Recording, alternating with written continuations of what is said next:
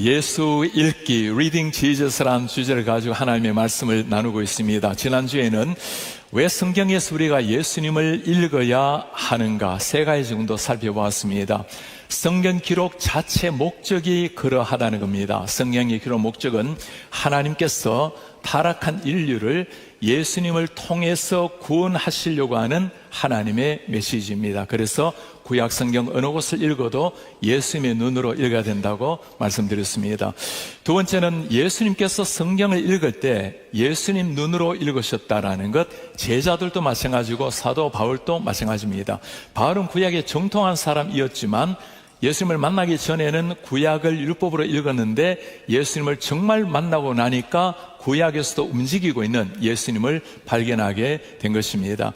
세 번째는 예수님을 그렇게 읽어야 될 이유가 학문적으로 또는 신학적으로 지성적으로가 아니고 예수님을 만나야 구원이 일어나고 영혼의 구원뿐만 아니라 우리의 삶의 변화도 일어나서 사명을 향해서 달려갈 수 있다고 말씀을 드렸습니다. 모든 성경 가운데 예수 그리스도를 어떻게 찾아내고 읽을 것인가?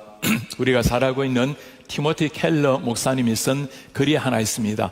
The Story of the Bible 이라는 제목의 글입니다.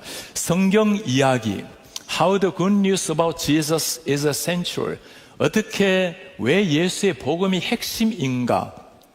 이 글에서 목사님 들려주는 말입니다. 성경은 1차적으로 우리에 관한 책, 우리에 관한 해야 할 일을 관한 책이 아니다.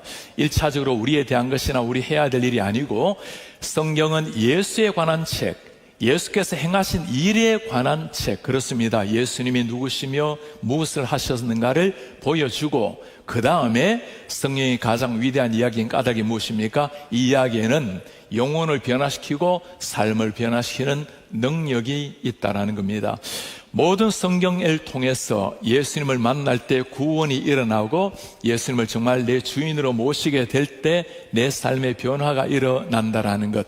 자, 이제 왜 예수님을 읽어야 될지는 다 배웠지만 그렇다면 구체적으로 예수님을 어떻게 우리가 읽을 수 있는가? 시편을 펼쳐놓고 창세기를 펼쳐놓고 예수님을 읽어야 된다라는 것은 이해하지만 어떻게 구체적으로 읽는 것은 또 다른 이야기입니다. 두 가지가 필요합니다. 하나는 성경은 성령께서 기록하신 말씀입니다. 성경을 바르게 이해하기 위해서는 성령님의 조명이 필요합니다. 성령께서 우리 마음을 밝히셔서 말씀을 깨달을 수 있도록 도와주시는 것. 두 번째는 우리 편에서도 그냥 문자로 읽는 것이 아니라 성경을 예수님의 음성을 듣기 위해서 성경을 읽는 것. 하나님은 이 말씀에서 어떤 모습으로 나타나는가? 하나님을 이해하고 예수님의 음성을 읽고자 하는 마음으로 성경을 읽어야 구약의 문자가 아니라 성경으로, 진리의 말씀으로 다가올 수 있다는 겁니다. 제가 중국에서 참 놀라운 일을 하나 경험을 한 일이 있습니다. 이전에 선교 활동을 할 때 많은 북한에서 온 청년들 그리고 젊은이들 또 소년들을 가르칠 기회가 있었습니다. 한 번은 북한에서 건너온 중학교 2학년 학생이었습니다. 반의 친구가 굶어서 죽고 또 옆에 있는 친구도 굶어서 죽는, 한때 북한에서 많은 사람이 굶어 죽는 시대가 있었습니다.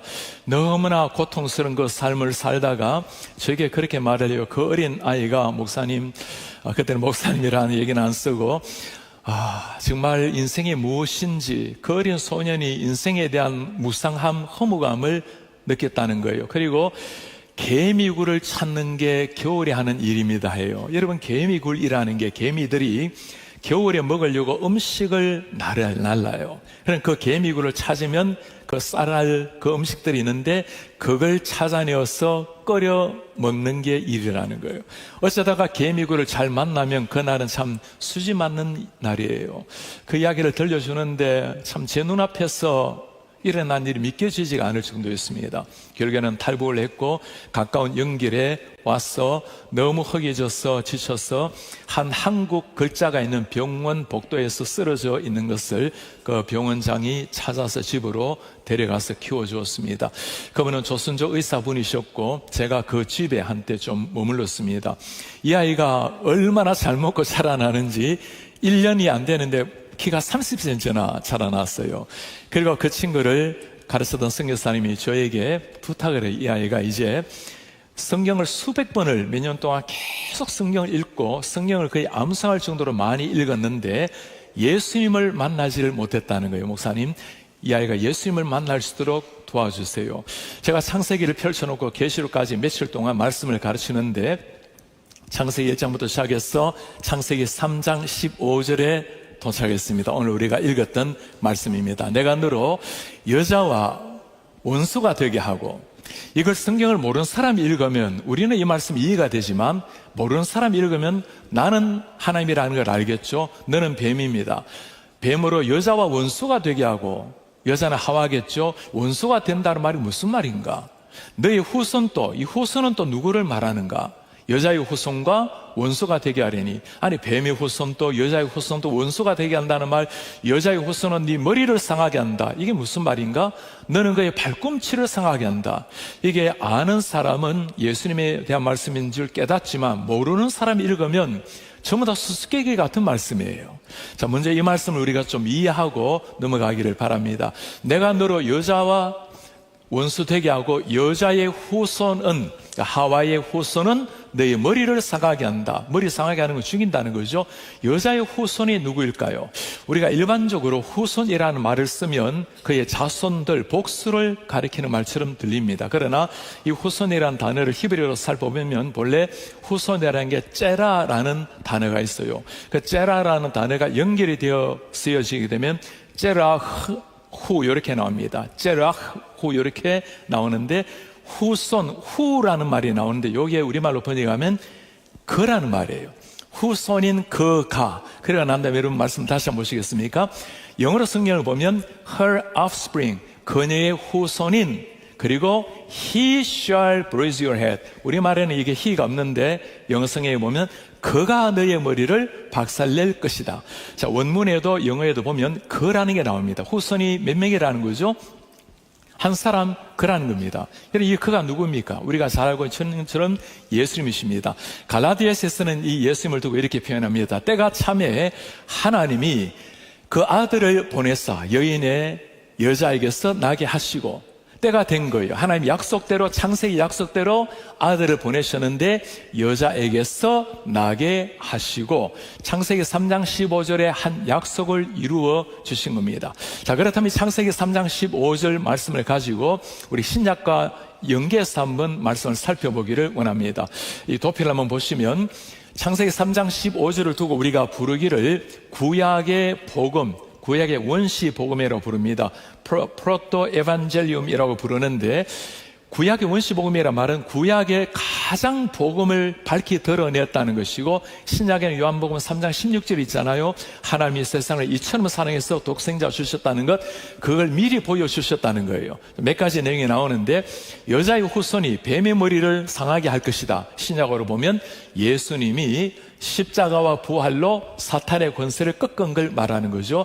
뱀의 두 번째, 뱀이 여자의 후손의 발꿈치 상하게 하는 것, 발꿈치는 살짝 아프게 하는 겁니다. 예수님이 잠시 십자가에서 죽음의 고난을 당하시는 것. 세 번째는 여자의 후손은 인류를 구원할 메시아라는 것, 동정녀 마리아를 통해 예수님께서 오신다라는 거 우리가 읽었던 갈라디아서 4장 4절의 말씀입니다. 그리고 뱀과 여자의 후손 사이에 원수관계라는 것, 이 말은 예수님과 사탄 간의 영적 전투가 있다는 것이고 결국엔 예수님이 승리한다라는 걸 보여주고 있는 겁니다. 자, 창세기 3장 15절 이 말씀이 원시복음이라고 부르는 것은 마치 나무의 뿌리와 같은 겁니다. 이 나무 뿌리에서 모든 게 다 자라나서 최고의 열매가 요한복음 3장 16절이 되는 겁니다. 구약의 모든 말씀, 신약까지 흘러가는 거대한 대하, 거대한 강줄기의 핵심을 말하면 3장 15절의 약속이 시간이 가면서 조금씩 밝히 드러나는 것, 지난주에 제가 구원의 점진성이라고 말씀드렸죠. 다 연결이 되어 있는 것, 구원의 유기성이라고 했고, 마지막에 예수 그리스도로 말미암아 이루어지는 것, 구원의 구속사성이라고, 계시의 구속사성이라고 이렇게 말씀을 드렸습니다. 자, 구약의 창세기 3장 15절을 보면서 예수님의 거대한 흐름이 흘러가고 있다는 것, 제가 이 말씀을 펼쳐놓고 그 중학생이 물었어요. 여기에서 여인의 후손이 누구라고 생각하느냐 했더니 이 친구가 예수님이라고 말하는 거예요. 제가 깜짝 놀랐어. 아니, 그걸 누가 가르쳐 주었냐고 했더니 성경을 밥만 먹고 계속 성경 읽으니까 계속 읽고 읽다 보니까 예수님이라는 게 자연스럽게 보였습니다. 사랑하는 여러분, 하나님이 빛을 비춰주시면 예수님 보이실 줄 믿습니다. 그런데도 불구하고 인격적으로 아직 만나지 못한 거예요. 성경 읽다 보니까 구약의 정말 수수께끼 같은 말씀인데 계속 읽고 수백 번 읽다 보니까 이 말씀이 신약으로 예수님께로 연결이 되고, 이 친구가 그래도 예수님을 인격적으로 만나서 참 좋은 신자가 되고, 정말 말 그대로 신약을 다 암송을 하고 구약도 굉장히 많이 암송을 하고 한국에 나와서 대학교를 졸업하고 좋은 청년으로 활동을 하고 있습니다. 자, 우리는 구약을 읽을 때 예수님과 연관을 시키지 않으면 그냥 구약으로 끝나버릴 수 있습니다. 구약 자체에서 멈춰버리면, 예수님이 나오지 않으면 유대인처럼 읽게 되는 거예요. 또 다른 예를 하나 들어볼까요? 신약에 보면 여러분, 사도행전 8장에 보면 빌립에 대한 스토리가 나옵니다. 빌립이 사마리아 땅으로 복음을 전하러 갔어요. 많은 역사가 일어났습니다. 성령이 빌립을 부르십니다. 광야로 가라. 그 말씀에 순종해서 광야로 갔어요. 누구를 만났습니까?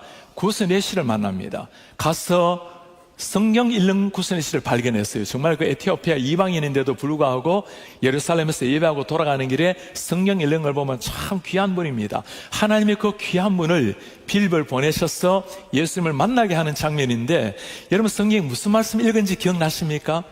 이사야서 53장 말씀을 읽고 있었어요. 그때 빌립이 묻습니다. 당신이 읽는 것을 깨닫습니까? 여러분, 그 뛰어난 재무부 장관이 왜 못 깨닫겠어요? 그런데 그가 하는 말은 놀라워요. 지도해주는 사람이 없으니 어떻게 깨달을 수 있습니까? 문자는 알죠. 말은 이해하죠. 그런데 이게 권한받는 종을 이야기하는데 누구를 이야기하는지 모르겠다는 거예요. 여러분, 구약에도 예수님이 계신 줄 믿습니다. 빌립이 그 말씀으로 시작해서 누구를 전했어요? 예수님을 전했습니다. 그 구스네에서 예수님을 만나게 되었어요. 그리고 하는 말이 뭡니까? 물이 있음에 내가 세례받음에 그리낌이 무엇이겠는가? 바로 그 자리에서 예수 믿고 세례를 받았어요. 그리고 구스네시는 흔연히 길을 가고 너무나 기쁘게 길을 가고 빌립도 복음을 전하러 갑니다. 자, 구약의 이사야서 말씀, 똑같은 말씀을 읽어도 예수님을 만나는 사람이 있고, 그렇게 열심히 읽어도 뛰어난 학자인데도 모르는 사람이 있어요. 예수의 눈으로 읽어야 정확한 성의 해석이 가능하다는 겁니다. 유대인들이 아무리 구약을 읽어도 예수를 발견하지 못한 이유가 무엇일까요? 예수님께 연결을 하지 않기 때문인 거죠. 자, 이렇게 모든 구약에서 예수님을 읽는다는 말씀을 했는데, 이제 그렇다면 어떻게 우리가 예수님을 정말 읽어야 될 것인가? 크게 방법을 보면 두 가지 정도 방법을 오늘 소개하려고 합니다. 첫 번째는 본문 자체가 예수님을 잘 보여주는 구절들이 있어요. 구약의 본문 자체가 예수 그리스도를 계시해주는 본문들, 그는 본문을 잘 설명하고 이해하면 됩니다. 그런 본문이 수없이 많이 있지만 좀 대표적인 것, 오늘 우리가 읽었던 창세기 3장 15절 말씀이 있고, 아브라함을 부르신 말씀도 대표적이고, 그 다음에 두 가지 정도만 좀 대표적인 걸 살펴보려고 합니다. 사무엘 하에 보면 다윗의 왕국에 대한 이야기가 나와요. 먼저 한번 보시도록 할까요? 내가 내 앞에서 물러나게 한 사울에게서 은총을 빼앗은 것처럼 그에게는 빼앗지 아니하리라. 다윗에게는 영원한 왕국이 되게 하겠다는 거죠. 자, 너희의 집과 너희의 나라가 다윗에게 약속하는 겁니다. 내 앞에서, 하나님 앞에서 영원히 보존되고 너희의 왕위가 영원히 견고하리라. Your throne, 너희의 왕권이 shall be established forever. 영원히 세워지리라. 자, 다윗에게 하신 영원한 왕국에 대한 약속입니다. 구약 전체에서 이 말씀에 굉장히 중요한 의미가 있어요. 이스라엘 백성들은 다윗으로 말미암아 영원한 왕권이 오리라고 생각했습니다. 당연히 그러죠. 약속을 그래 하셨으니까. 그런데 어떻게 되죠? 그럴 것 같았어요. 정말 다윗은 엄청나게 존경받는 왕이었고 땅을 넓혔던 대장군이었고, 모든 사람이 그를 혹시라도 메시아가 아닐까 그 정도 총애받았던 사람입니다. 그러나 너희 왕권이 영원하리라고 했는데 시간이 지나고 솔로몬이 나오고 다음 때가 되어서 나라가 분열이 돼요. 북왕국, 남유다, 결국에는 분열을 넘어서 아시리아의 바빌론의 포로로 잡혀갑니다. 왕권이 영원하지 않은 거예요. 자, 이게 무슨 말씀일까? 영원히 된다고 했는데 왕권의 중간에 무너져버리는 이 말씀은 다윗에게 끝나는 것이 아니고 언젠가 다윗의 자손으로 말미암아 완성될 예수님을 미리 보여주는 말씀이죠. 여러분, 예수님께서 오셔서 하신 말씀이 뭡니까? 아브라함과 다윗의 자손 예수 그리스도의 세계라. 그리고 예수님께서 첫 설교가 무엇입니까? 회개하라. 뭐가 왔다는 거죠? 천국이 가까이 왔다. 천국을 풀이하면 뭐가 됩니까? 천국, 하나님의 나라가 바실레아 투 데우, 하나님의 왕국이 바실레아가 가까이 왔다. 자, 그토록 기다렸던 다윗의 영원한 왕국이 예수님으로 말미암아 시작이 되었다는 겁니다. 그리고 우리는 지금 예수님의 천국 백성으로 살아가고 있는 겁니다. 우리는 지금 천국 백성이지만 온전한 백성은 되지 못하기 때문에 계속 우리는 노력하고 죄와 싸우고 주님 앞에 우리의 삶을 드리려고 다시 애를 쓰고, 그리고 우리가 살아가는 동안에 이 천국 백성으로서 나라를, 천국을 확장하며 그렇게 살다가 주님 앞에 갈 때나 아니면 주님이 오실 때 이 천국 완성이 될 것입니다. 그리고 언젠가는 완성된 천국에서 살아가게 될 것입니다. 이런 경우는 본문이 비록 예수라는 이름이 없지만 그대로 본문 예수님을 잘 보여주고 있는 말씀입니다. 본문이 보여주고 있는 것 여러 가지 중에 하나만 더 보도록 하겠습니다. 우리가 잘 알고 있는 이사야서 말씀입니다. 그는 실로 우리의 질고를 지고 우리의 슬픔 당했다. 우리는 생각하기를 그는 징벌을 받아 하나님께 맞고 고난당한다. 여러분, 이 말씀을 일반 유대인들이 읽으면 이해할 수 없어요. 왜냐하면 오실 메시아는 왕으로, 위대한 장군으로, 능력 있는 사람으로 오는데 왜 그가 슬픔을 당합니까? 왜 고난을 받아요? 그래서 이스라엘 유대인들은 이 이사야서 53장에 나타난 이분은 메시아가 될 수 없다고, 예수님과 딱 맞는 말씀이잖아요. 그래서 검수로 못 읽게 해요. 제가 정말 이 말씀을 못 읽게 하는가 하고 우리 이스라엘에 오랫동안 살겠던 김연일 선교사님께 물어봤어요. 목사님, 그거 이스라엘 백성들은 그 본문 못 읽게 합니다. 검수가 이사야서 53장의 말씀이에요. 그러니 이 말씀 읽다가 예수 만나면 안 되는 거죠.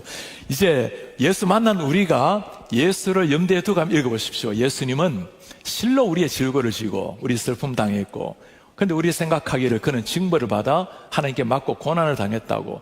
예수님의 찔림은 우리 허물 때문, 예수님의 상함 우리 죄악 때문, 예수님의 징계받음으로 우리는 평화 누리고 하나님과 평화를 누리고, 예수가 채찍에 맞음으로 나음을 입고, 우리는 다 양 같아서 자기 마음대로 제 길로 가지만 여호와께서는 우리 모든 죄악을 예수께 담당시키셨도다.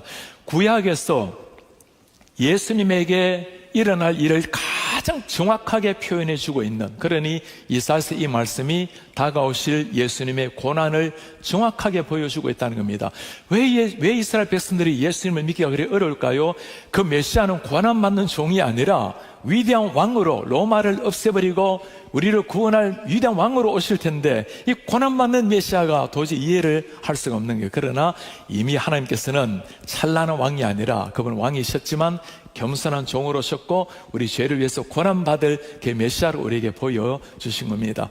자, 지금까지 우리가 본문이 직접 메시아를 잘 보여주는, 예수님을 보여주는 것을 몇 가지 예를 들었는데 구약에 이런 말씀이 참 많이 있습니다. 그래서 우리의 눈을 가지고 이 말씀에서 하나님은 어떤 모습이시고 예수님은 어떻게 나타나는가, 그 관심을 가지고 성경을 읽어야 문자로 읽지 않고 유대인처럼 읽지 않고 예수님을 만나는 읽기가 될 수가 있다는 겁니다. 자, 이제 두 번째는, 첫 번째는 본문이 나타내는 걸 보았고, 두 번째는 모형이라고 부릅니다. 구약에 모형적으로 예수님을 보여주는 것, 다시 말하면 예표라고도 말을 해요.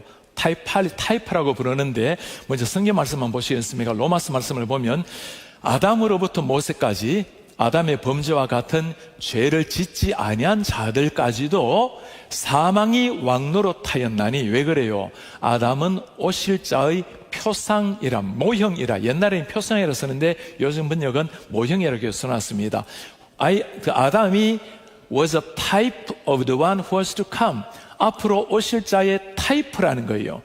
아담이 올 사람의 그림자 역할, 타이프 역할을 한다는 겁니다. 이 타이프란 말은 헬라어로 티포스라고 불러요. 그 티포스에서 타이프가 왔고, 이 타이프에서 타이팔러지라고 신학 용어가 있는데 모형론, 예표론이라고 부릅니다. 자, 이게 무슨 말이냐 하면 구약에서 말씀이 장차 나타날 예수 그리스도를 보여주는 모형이 된다는 겁니다.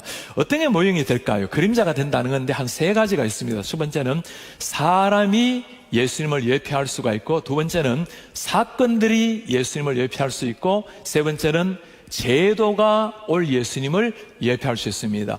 그러고 보면 구약에 다 무슨 이야기예요? 사람 이야기입니다. 왕 이야기, 선지자 이야기, 또 제사장 이야기, 이런 이야기, 사람들이 예수님을 보여준다는 거고, 그 다음에 사건들, 구약의 아담의 타락 사건부터 홍해 사건, 얼마나 사건이 많아요. 그 모든 사건이 어떤 모습이라든지 예수님을 보여준다라는 것이고, 제도라고 말하니까 모세오경이 다 제도예요. 모든 구약 율법입니다. 이 모든 율법이 다 예수님께로 향하고 있다는 거죠. 그래서 세 가지를 구약이 말하지 않은 게 거의 없을 정도로 다 이 이야기입니다. 그러므로 그 이야기를 읽으면서 이런 사건이 있었구나, 여리고성이 무너졌구나, 그런 게 아니고 그걸 보면서 성립케 하시는 예수님을 바라보고 예수님을 찾아내는 게 우리의 성경 읽는 올바른 방법이라는 겁니다. 자, 그렇다면 수도 없는 많은 스토리들 중에 하나 정도씩 한번 살펴보도록 하겠습니다. 사람에 대해서, 사람이 어떻게 예수님을 보여주는가. 먼저 첫 사람이 누구입니까? 아담이에요. 아담을 보면서 그때 옛날의 아담인데가 아니고 우리는 아담을 읽으면서 여기에서 예수님이 어떤 분인가를 읽는 게 올바른 성경 읽기라는 겁니다. 자, 한번 여러분 생각해 보십시오. 아담이 첫 인간입니다. 하나님의 형상대로 모양대로 지음받은 첫 인간. 그렇다면 우리가 예수님을 부를 때 주로 마지막 아담이라고 불러요. 라스트 아담이라고 부르는데 왜 그렇습니까?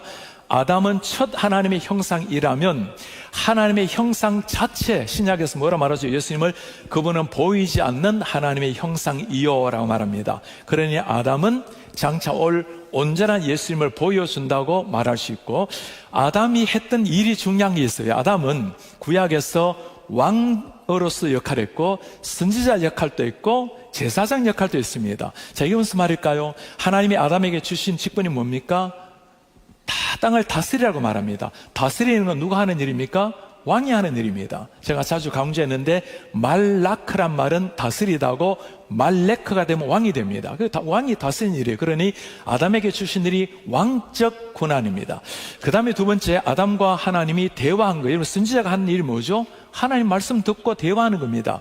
아담은 하나님을 예배했어요. 누가 하는 일이죠? 제사장이 하는 일입니다. 그래서 아담에게 이미 삼직이 다 주어졌다는 겁니다.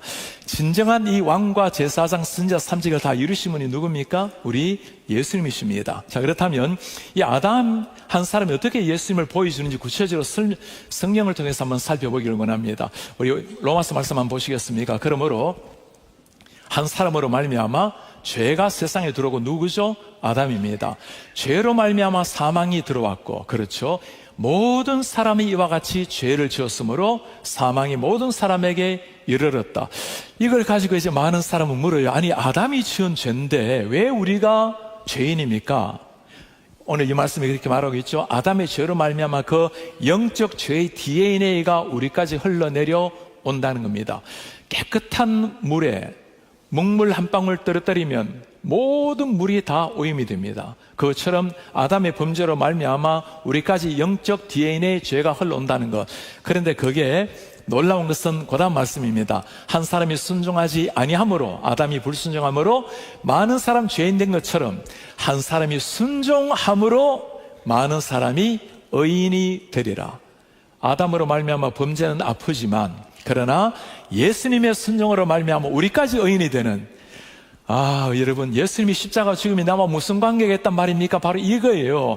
아담으로 말미암아 모두가 죄인 된 것처럼 예수의 죽으심, 예수의 생명의 DNA가 우리 속에 뿌려져서 주를 믿는 모든 사람에게 생명의 왕노릇하는 새로운 인생이 된 겁니다. 그래서 우리는 아담을 보면서 그 옛날 아담이 이렇게 타락했구나 하고 끝나는 게 아닙니다. 아담을 보면서 하나님께, 예수님께 감사할 수 있는 것. 아담의 타락 사건도 똑같아요. 모든 걸 먹을 수 있는 동산에서 먹는 것 때문에 타락했습니다. 예수님을 시험 받으면서 정말 40일 금식 속에 마치 돌이 떡처럼 보이는 상황에 사람이 떡으로 살 게 아니라 말씀으로 사는 거다. 아담은 말씀 어기고 범죄하고 예수님의 말씀으로 승리하고, 아담은 하나님처럼 되려고 높아지려고 교만해서 범죄하고 예수님은 하나님이시지만 겸손하게 오신 예수님. 그러니 아담의 모든 삶이 바로 예수 그리스도를 보여준다는 거죠. 우리가 할 일은 아담을 읽으면서 아담만 읽는 것이 아니고 여기에서 예수님을 발견하면서 감사하고 아담을 통해서 무너진 인류가 예수님이 승리한 것을 보고 바로 나에게 미쳤다는 것 사실을 보고 감사하는 것. 아담뿐만 아니라 노아, 모세, 다윗 모든 사람이 다 예수님을 보여주고 있는 겁니다. 자, 사람 이야기 하나 있고 두 번째는 사건 하나 보도록 할까요? 사건도 참 많이 있습니다. 아담의 불순종 사건, 또 홍해를 가르친 사건, 또 바위를 쳐서 물을 낸 사건. 옛날에는 바위를 쳐서 물을 냈지만 지금은 뭡니까? 예수님이 내 속에서 생명수가 터져나리라. 하늘에서 뭐가 떨어졌죠? 광야에서 만나가 떨어졌습니다. 예수님이 뭐라고 말하죠? 내가 생명의 떡이라. 구약의 모든 이런 사건들은 다가오실 예수님을 보여주는데 그 가운데 하나만 우리가 좀 익숙한 걸 하나 봤으면 좋겠어요.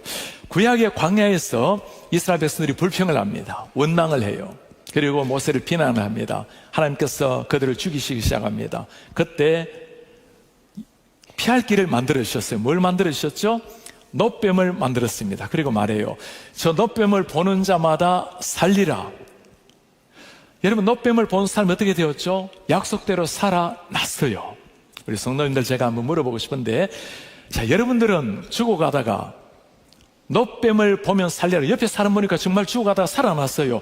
여러분들이랑 보시겠어요? 안 보시겠어요? 확실하게 뜻을 정하시기 바랍니다. 그래서 놋뱀을 보면 살리라. 보실게요? 안 보실까요? 봐야 돼요. 그런데도 죽기를 각오한 자들이 있어요. 안 봐요. 이게 오늘날 같지 않아요? 형제요, 예수님을 믿으면 구원 없습니다. 예수님을 믿으면 정말 영적인 구원이 있어요. 저 사람 보세요. 멀쩡하게 살다가 저렇게 하루아침에 확 변한 걸 보세요. 뭔가 하나님 역사를 일으킨 거죠. 그런데도 봅니까 안 봅니까? 너무나 많은 사람이 안 봐요. 보면 산다고 하는데, 예수 믿으면 산다고 하는데도 보지 않는 거예요. 이게 왜 그래요? 영적인 전쟁이 있는 거예요. 사탄이 끊임없이 사람을 잡고 여인의 후손과 뱀의 후손이 싸우고 있는 거죠. 오늘날 또 우리는 끊임없이 놋뱀을 보라고, 예수를 보라고. 자, 신약에 뭐라 말합니까? 요한복음에 중요한 말씀을 합니다. 모세가 광야에서 뱀을 든 것 같이 인자가 누굽니까? 나도 예수님도 들려야 하리니 이는 예수님을 믿는 자마다 영생을 얻게 하려 하심이라. 아멘. 모세가 뱀든 것처럼 인자도 들려야 하리니, 예수님이 십자가 잡히시는 것을 이미 다 말씀하셨습니다. 그 다음에 나오는 것이 그 유명한 요한복음 3장 16절 말씀이에요. 하나님이 이 세상을 이처럼 사랑하사 독생자 주시고 놋뱀처럼 달렸으니 저를 보는 자마다 믿는 자마다 영생 얻고 죽지 아니하리라. 이 사건을 보여준 이유가 뭘까요? 놋뱀을 보면서 우리를 위해서 잠시가 아니라 영원한 우리의 놋뱀 같은 영원한 생명을 주신 예수 그리스도를 보라는 겁니다. 자, 사람에 대해서 보았고 사건에 대해서 보았고 이제 마지막으로 제도 한번 보도록 하겠습니다. 구약의 제도는 다 제도, 율법 제도예요. 이 모세오경이 뭡니까? 율법이에요. 모든 율법은 누구를 향해서 나아갑니까? 바울이 뭐라 말하죠? 모든 율법은 우리를 예수께로 인도하는 초등교사라. 옛날 성경에는 몽학선생이라, 어린아이를 가르치는 선생이라고 말합니다. 율법을 통해서 누구를 만나라는 거죠? 예수님을 만나라는 겁니다. 자, 대표적으로 율법이 여러 가지가 있는데 안식일 한번 보도록 할까요? 안식일째 7째 날은 여호와께서 말씀하십니다. 너나 아들이나 딸이나 아무 일 하지 말라. 자, 안식일은 쉬라고 말합니다. 예수님이 뭐라 말합니까? 신약에 수고하고 무거운 짐진 자들아 다 내게로 오라. 내가 너희를 쉬게 하리라. 구약에서는 그냥 쉬는 안식일이었지만 쉬는 걸로 끝나는 것이 아니라는 거예요. 그 쉼을 통해서 진짜 우리에게 안식을 주시는 누구를 기다리는 겁니까? 예수 그리스도를 바라보게 하는 겁니다. 그래서 수고하고 무거운 짐진 자들 내게로 다 오라. 안식일 날 아무것도 안 하는 게 쉼이 아니고 누구에게 쉼이 있다는 겁니까?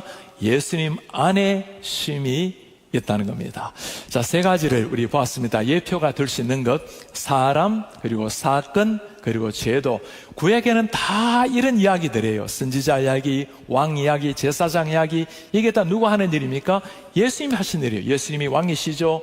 선지자시죠. 말씀을 전하신 분이죠. 예수님이 우리를 위해서 대신 십자가 지신 제사하신 제사장이죠. 그래서 삼직을 완성시킨 분이 예수님이기 때문에 왕들의 이야기, 선지자 이야기, 제사장 이야기 나오면 다 누구를 기대해야 됩니까? 다가오실 예수님을 바라보는 겁니다.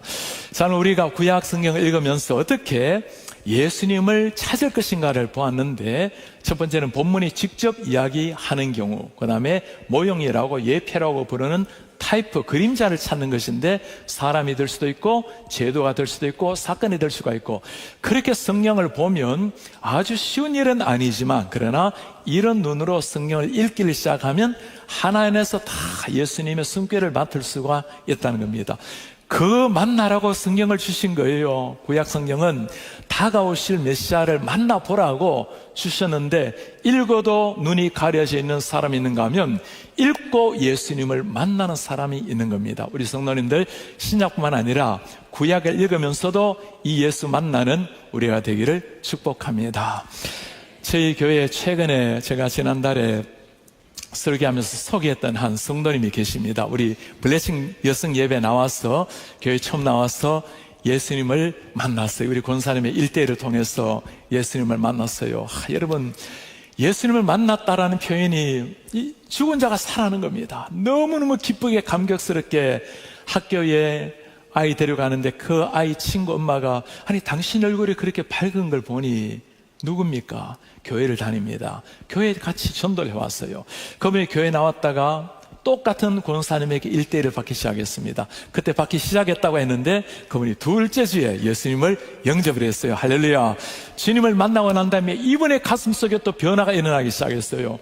남편을 모시고 오고 아이들을 데려오고, 그리고 매일 저녁, 지금 교회 나온 지 한 달밖에 안 된 거예요.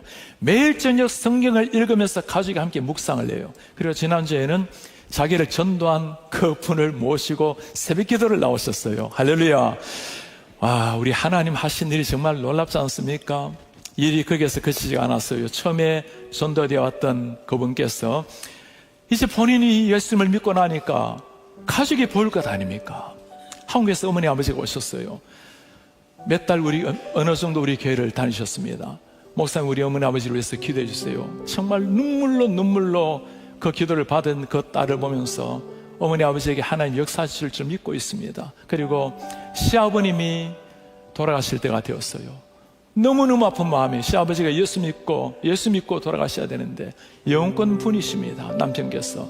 그래서 우리 문다임 목사님을 통해서 병상에 찾아가서, 목사님, 제가 예수 믿는다면 세례를 줘도 될까요? 우리 교인의 세례 줄 때는 당의 허락을 받아야 되지만, 그렇게 개인적으로 죽음 앞에서는 그때 예수를 믿으면 세례를 주십시오.